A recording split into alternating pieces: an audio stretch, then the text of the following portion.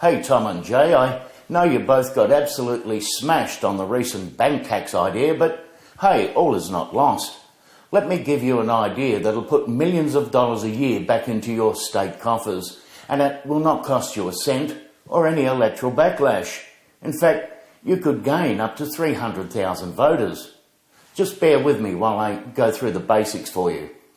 It's a good use of existing resources, but won't damage the resource. Intriguing? Create a true equitable sharing of the fishery between recs and commercials. Those industries where recs can't fish, they can sell the allocation to the commercials. Now for the detail.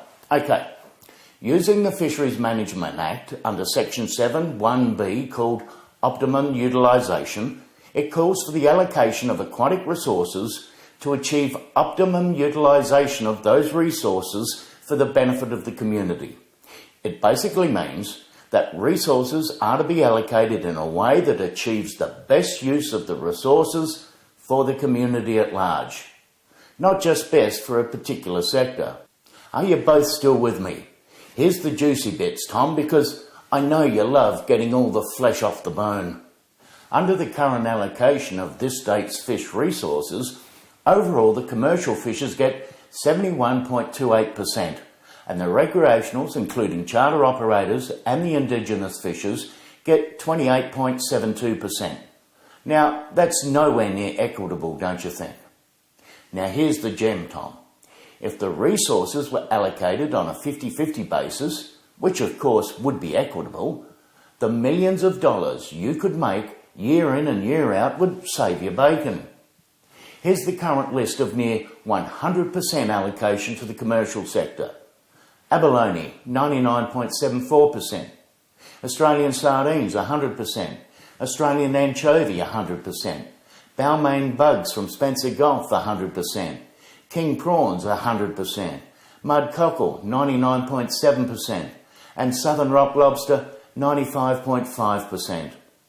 Other commercial allocations above 60% include blue swimmer crab, 70%.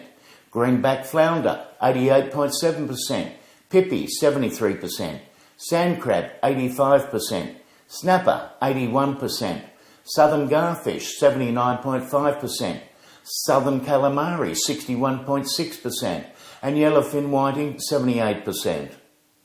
Under the new proposed plan, Tom and Jay, you allocate, as required by the Act, all of the 29 species on a 50-50 basis between the recs and the pros. You know that recs can't fish for sardines or anchovy or even king prawns, but they should not be denied their community right to 50% of the allocation. So you then set up a centralised body comprising representatives from recreational fishing groups because you've done away with Recfish SA, members from the charter industry and an Indigenous state member. This group would then enter into negotiations to set the price the commercial sector pays for the right to harvest the 50% allocations of the recreational sector above their own quota requirements. As an example, the centralised body would sell its 50% allocation of sardines, anchovy and king prawns to the commercial sector for the coming year. It can then sell off the remaining allocation of its other resources such as abalone, blue swimmer crabs and southern garfish that is above its own quota that it sets. Now, here's where we talk income. Let's call it the farm gate income as used by PIRSA to value this state's seafood industry in 2014-15.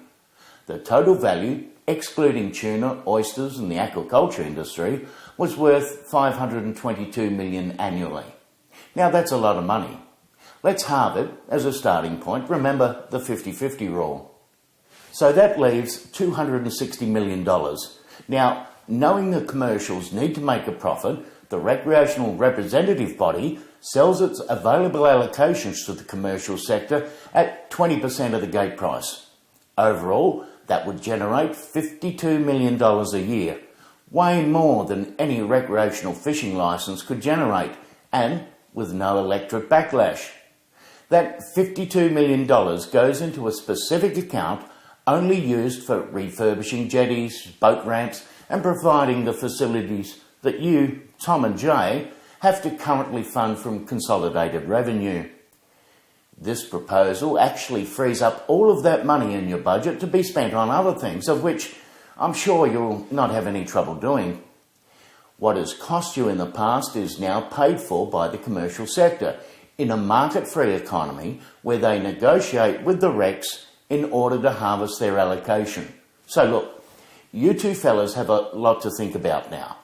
The $52 million carrot, but of much more current importance to you, a potential pat on the back from 300,000 recreational anglers. Did someone say there's an election in March? Ha! Silly me.